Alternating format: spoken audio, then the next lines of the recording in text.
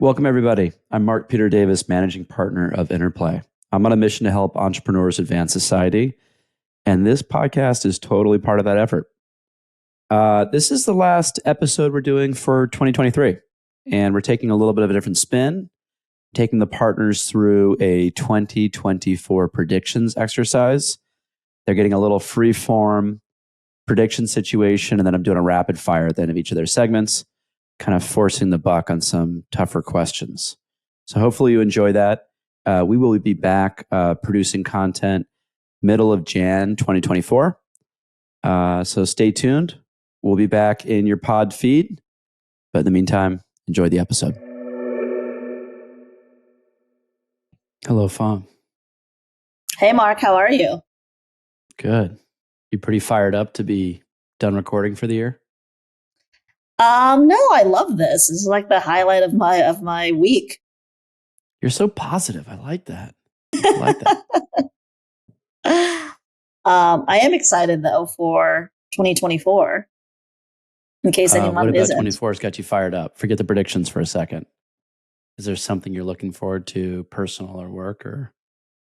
I think there's just a lot of like things in the works right now. I think from like my kids, we have some like really great travel planned. Hopefully taking them to Asia next year. Right on. And there's a lot of good things in the pipeline for the incubator. So I'm really excited about that. And this was Vietnam with the family? Yeah. That was right. Yeah. Finally agreeing. My parents are agreeing to sell their business so they can come with us. Whoa. I'll believe it when it happens, but that was the promise. If you know Phuong, that's big news. That's awesome. All right. Chill. Yeah, I'm excited about it. Well, to some good luck in the new year. But in the meantime, you have some very important predictions to make. All right. Well, everyone knows 2023 has been a crazy year, and a lot of founders have been through the ringer. So I'm pretty excited for 2024. And I've got 3 predictions today that, they're not crazy. I feel pretty good about them. So I'm going to tell you those, and I'm going to give you some tips on how founders can respond to these trends and leverage them to your advantage. So prediction number 1 is that companies are going to figure out how to leverage generative AI to drive their businesses. So, not to be too obvious, but AI is going to majorly impact the way the companies operate. And ever since ChatGPT launched, there's been so much hype around the impact of AI and whether or not it's going to change everything and replace everyone. But in 2024, I think that companies are going to start figuring out actually what to do with it and start implementing it across different parts of their businesses. And to me, the biggest areas that AI will impact are marketing, customer service, and the increased use of co-pilots. So first on marketing, I think there's lots of opportunities here for AI to automate and scale processes that were previously manual. And then at the same time, be able to integrate real-time data and insights that can build higher performing campaigns. One of the biggest impact areas is in content creation, which has been a huge bottleneck for marketing teams. You never know what's going to perform until you test it. So companies who have been winning at content marketing have been spending a lot of time and a lot of resources creating massive amounts of content. But that's really hard for smaller, early stage companies to do since they don't have a lot of resources. I think AI content generation tools will level the playing field a bit and make it cheaper and faster to create content across text, image, and video. Second area is customer service. And I don't think AI is going to replace customer service representatives, but I do think that smart companies will use AI to supercharge what they do. AI tools are going to allow customer support teams to access real-time information on the customer and the product and offer intelligent suggestions on how to handle customer interactions.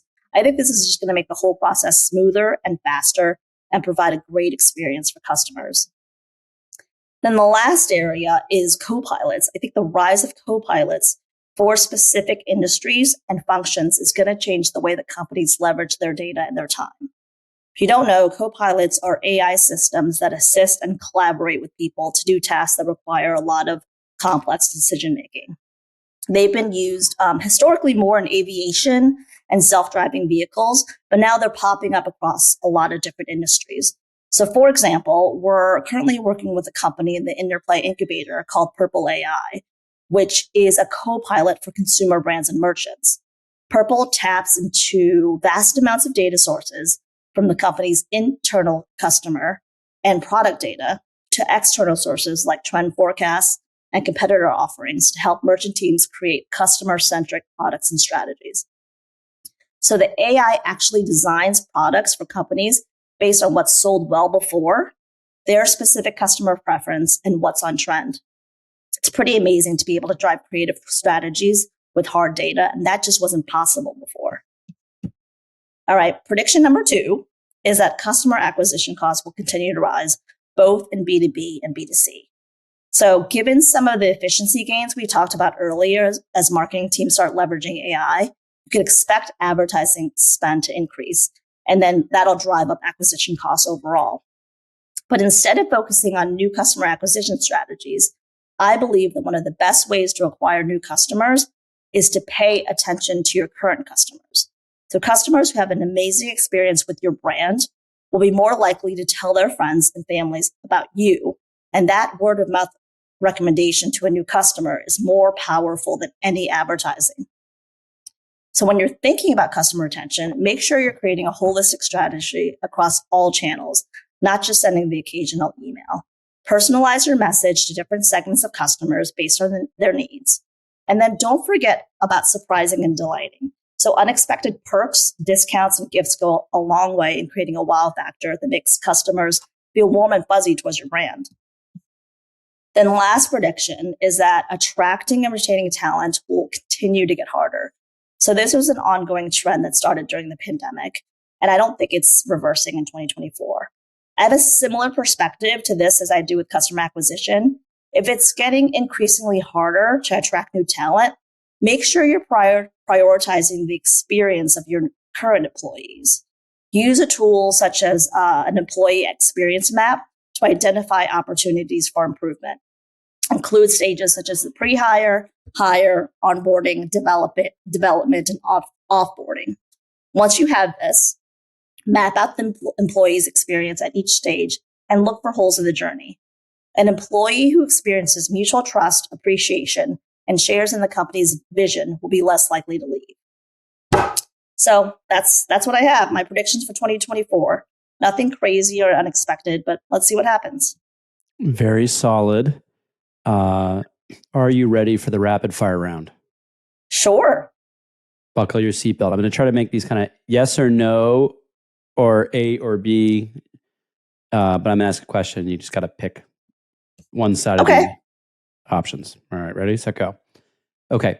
Will AI disrupt more than 5 common operational processes used by startups? Yes.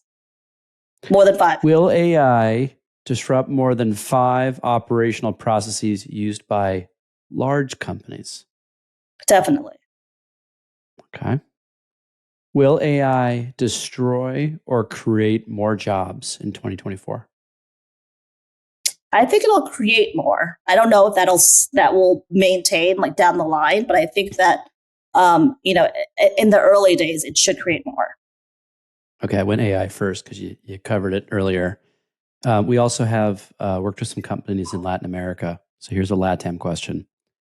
Will LATAM produce more startups in 24 than 23?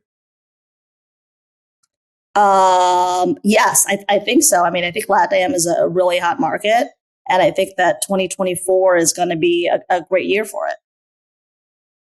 All right. Last one. President, United States. Not who. Blue or red? Blue. Okay. There we have it. Thank you, Phuong. Mike, what do you got for 2024? Any predictions? I'm going to do rapid fire if you don't give me anything good. No, I have some stuff. I'm going to throw you in the hot seat.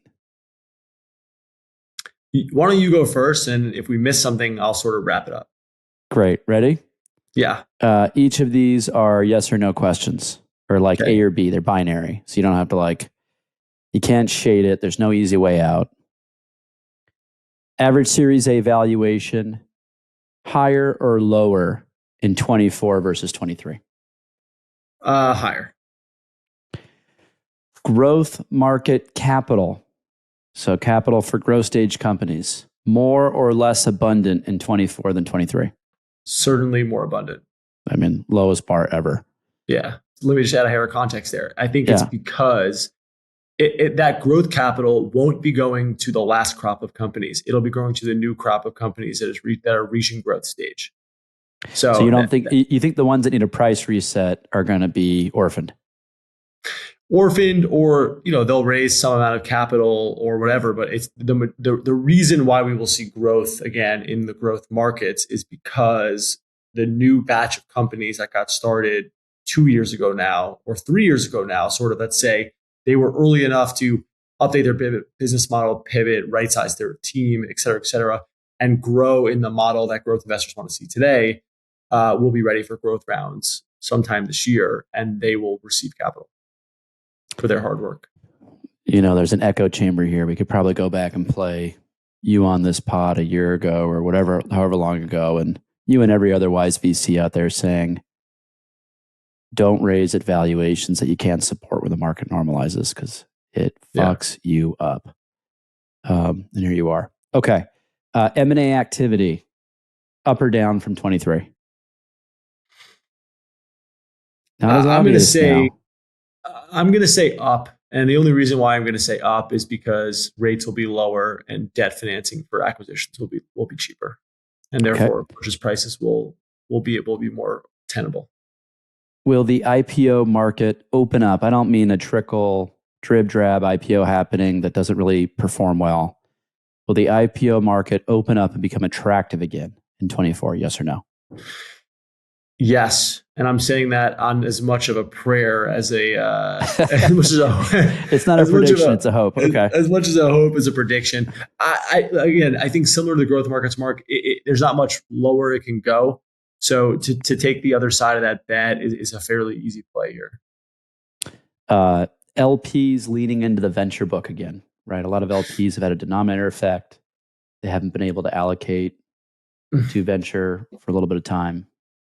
Do you think they'll be showing up to bat again in 24? Yeah. I think you're even better person to answer that question than I am. But I think from what we've seen in the conversations we've had, it appears very clear to us that LPs are stepping back into the venture arena, looking to reallocate, to some new managers, but also to existing managers, and sort of get their feet back in the water now that to your point, the denominator effect is off the table. Public markets are back at all-time highs. And it seems like the world did not end, especially in the venture community, which I think was the fear for a little while was how is anyone going to make money in this space? That has not come true. And I think most importantly too, and this is something I think is really worth touching on, there was a while there where the investor sentiment was how high can rates go? No one knew, right? I mean, we ended up, it looks like we peaked a few months ago. Rates have come down significantly. I know you and Chris talked about this and everyone's talking about it, so I won't beat it too much right now. But it looks like, based on all indications from the Fed and the markets, that rates have peaked and we are coming down the slope now. We will not go back to zero interest rates where we were during COVID. We will come back to some lower than normal rate cycle. And I say that because the long-term average of the 10-year, depending on how you cut the cake, is somewhere around 4.5% to 5.5%. Depends when you slice it and dice it and kind of cut the data there. But we're below that now in the high threes as we speak. And that number is going to keep coming down. So we will be in the next cycle will still be a lower rate environment. Now, we could spend the whole hour talking about why that is and how that will shape up for companies. But for now, let's just say it's lower than historical averages. And I think that will be bullish for venture and for risk assets in the next during this next cycle. Yeah, I would just say it's not just this, curve that some economists can draw of if an interest rate is X, dollars deployed to venture goes to Y. It's part of it. Part of it is just a psychological component. When interest rates seem to be going up with no end in sight, people don't know what the hell's going on. And it's pencils down until things stabilize a little bit. And it seems like it's probably plateaued and there's a lot of people betting on a decline now. Okay. Yeah. No, let's straighten that for a quick. It's declining. Straighten that out. It's declining. It's not betting on a decline. The Fed has said rates are going to get cut. How fast and how far is the question mark now. But in terms of risk cycles, the way down is much more risk on than the way up. So it is a net positive for capital being deployed into risk assets. So I've been floating around the New York VC ecosystem now for a lot of years. I should know the number. I think it's 18 years. The logos that were here when I started that are still here are 5 maybe. Mm-hmm. Now, it was out of a small sample set at the time. There's a lot more logos around. Well, more than, I think there's 150 firms represented in New York now, plus, with at least one person here, even if this is not their HQ. Will more or less than 10 New York VC logos disappear in 24? I think that's a tough question to answer. I will take the contrarian view on this. I will say the number of VC logos will keep growing, but you will have churn. So there will be lots of names. I'm just asking about the churn. Well, I think you will have, yeah, but you got to think about it as like net new ARR, right? So you will have many firms fail or reorganize under new names, et cetera. But I think that the thing that won't change is I think the venture market will continue to grow, which means you will have more firms over time deploying more capital into more companies. And I think you and I have talked about this a bunch on this podcast. This is all net positive for the country, for the world, 100%. For the business that we work in. Period.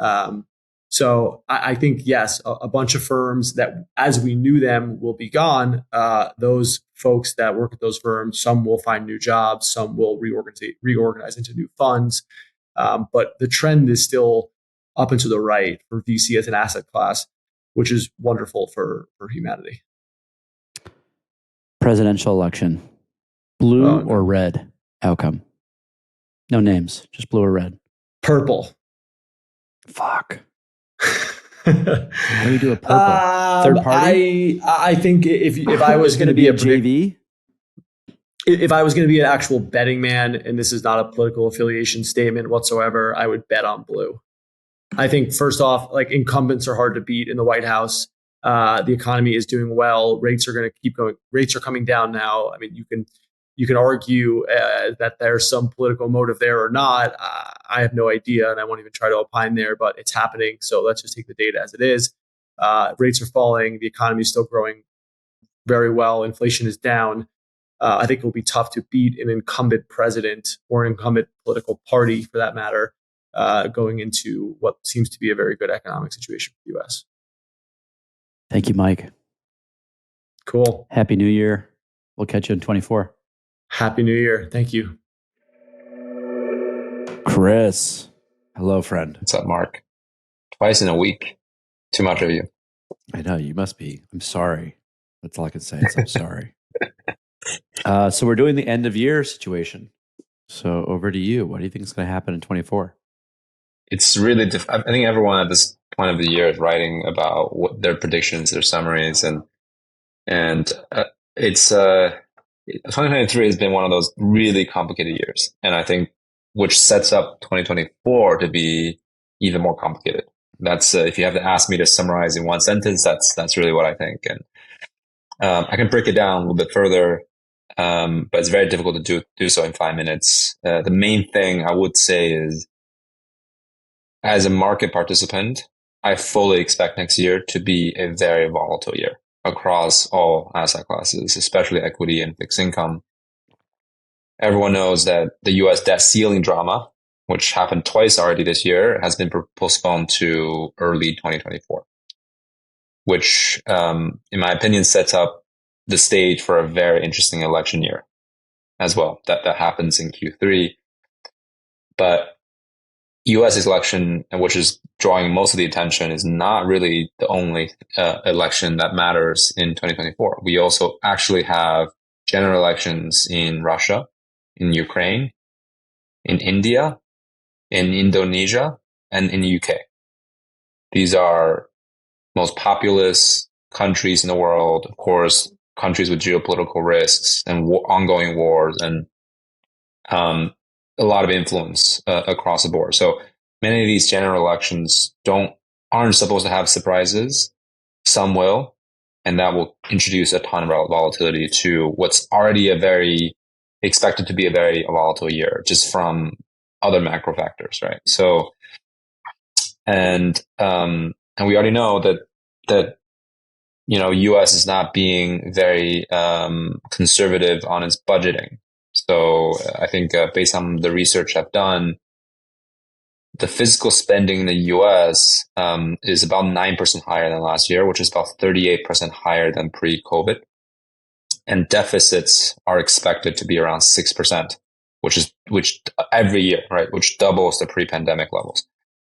And so you combine these deficit number, which again, of course, invites more inflation, and all these general elections around the world, neither of which are conducive for really risk assets and volatility. So for sure, my number one prediction is 2024 will be a very volatile year. The second thing I think is really worth mentioning, and I do think will happen, is sort of credit spreads and really general credit quality of different asset classes will be affected. This year we had the regional banking crisis. And what people probably sometimes tend to neglect is that not only were regional banks were affected, or the depositors, it's the companies that rely on regional banks' loans are also going to be affected. In first quarter 2023 alone, I think the U.S. courts recorded 57 large insolvencies in the U.S. Okay, and that is the worst quarter since 2009, since the financial crisis, and that trend, in my opinion, will continue into 2024. Especially because a lot of the corporates, right, are going to run into sort of a maturity wall on their bonds and loans, which will have to be refinanced in 2024 and 2025. But rates are still elevated. Regional banks are likely to continue to weaken, especially based on the rumor in the market that the regulators are expected to come in and increase regulatory capital even further. That weakens banks' balance sheet and margin profile. So the defaults in regional banking sector is likely to continue, which tightens credit in the US. And all these sort of loans and bonds are coming due with elevated interest rates. So overall, that means that there's likely going to be a credit crunch, and if not a credit crisis, in 2024. We haven't even touched on the most affected sector of all, which is commercial real estate, right? And a lot of these construction loans will likely need to be refinanced at much higher interest rates with lower demand, lower occupancy. And the default that will be triggered from that whole sector then spills into the rest. So you get these sort of cascading impact in secondary, tertiary markets. So overall, credit crunch, credit crisis is likely to happen in 2024.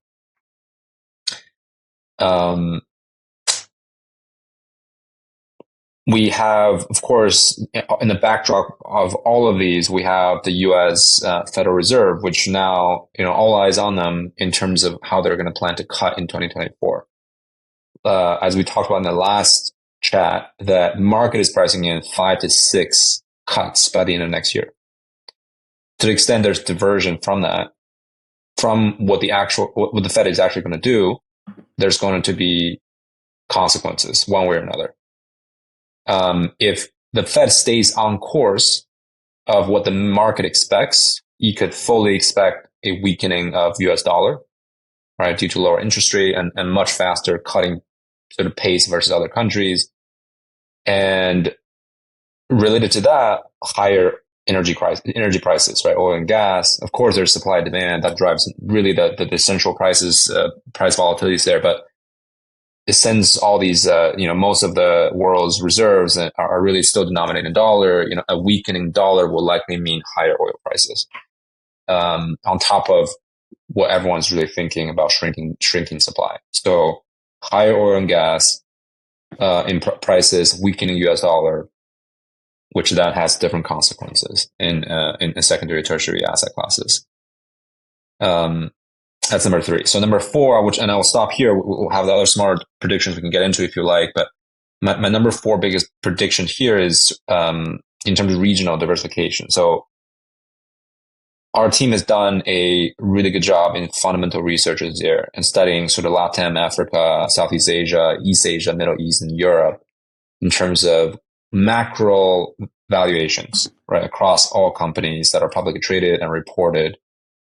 And what we realize is that not only do sort of LATAM and Africa look cheap on sort of EV/EBITDA basis versus, let's say, East Asia, Europe, Middle East, they look even cheaper on a growth adjusted, margin adjusted basis and efficiency adjusted basis versus the rest of the regions and versus their historical sort of 5-year running fundamentals.